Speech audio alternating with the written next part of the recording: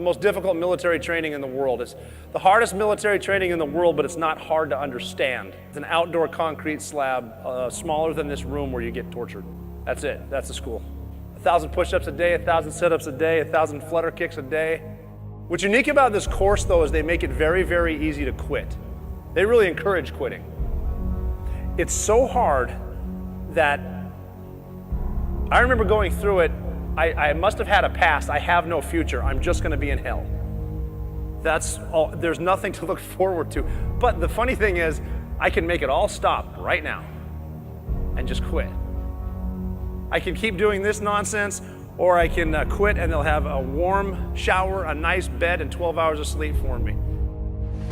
Come back to the light, or don't go to the light. Nothing should be able to stop you from doing anything. My whole life growing up as a kid, everyone always told me that I could never, they were like, you'll never be a Navy SEAL. You know, until I graduated, it's like, you won't make it, you won't ever make it. And the one thing I think about most is like, nobody knows me. Nobody knows you. They don't know anything about you. You know, they see the outside, what they see with their eyes or anything, but on the inside is totally different. No one can stop you from doing anything, ever, if you're committed to yourself. U.S. Navy SEALs operate from the sea, air, or land, and in any environment. They are experts in special reconnaissance and direct action, the skill sets vital to fighting terrorism. SEALs plan high-stakes missions in exacting detail and execute them with speed, precision, and stealth. It was actually a couple weeks after Louis passed away, we did an op, and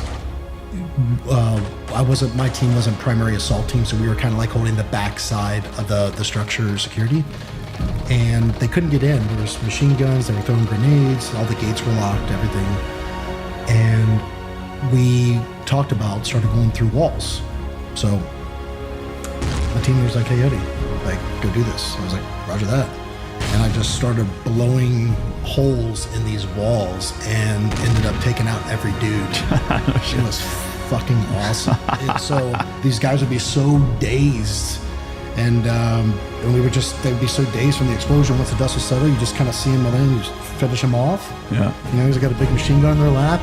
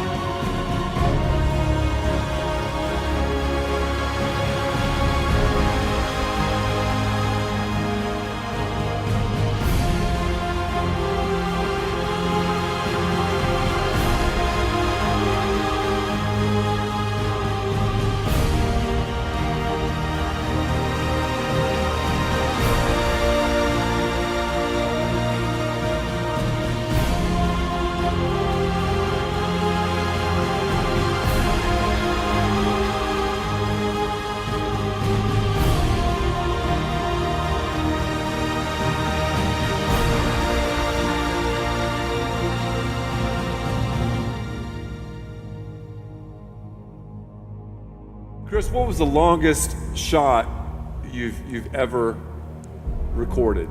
2,100 yards. 1.25 miles. Yes, sir. I was in one village, he was in another. I was in the second story. He was on the rooftop. I saw an American convoy coming through his village. He was on the roof. He was acting a little shady, so I zoomed my scope in on him to find out what he was doing, and saw he had an RPG, and he was trying to hide from the convoy to ambush him. And so as soon as he raised his RPG, I took the shot. You know, it's not like the movies. You know, movies make it out to be, you know, loud and crazy and everybody's yelling. It's quiet, calm, like we've done it a million times before.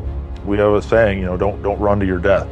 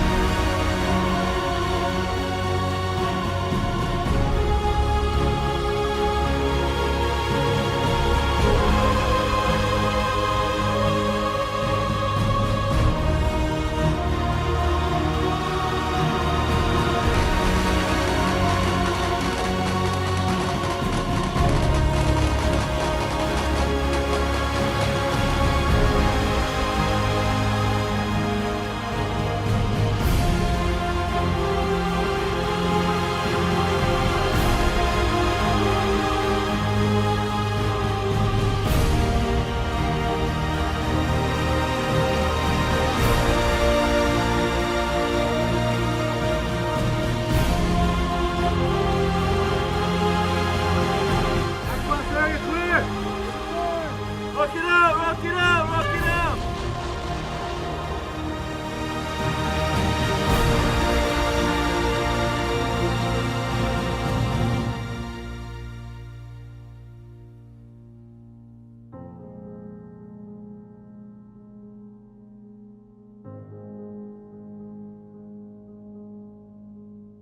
Tonight, I can report to the American people and to the world that the United States has conducted an operation that killed Osama bin Laden, the leader of Al-Qaeda, and a terrorist who's responsible for the murder of thousands of innocent men, women, and children.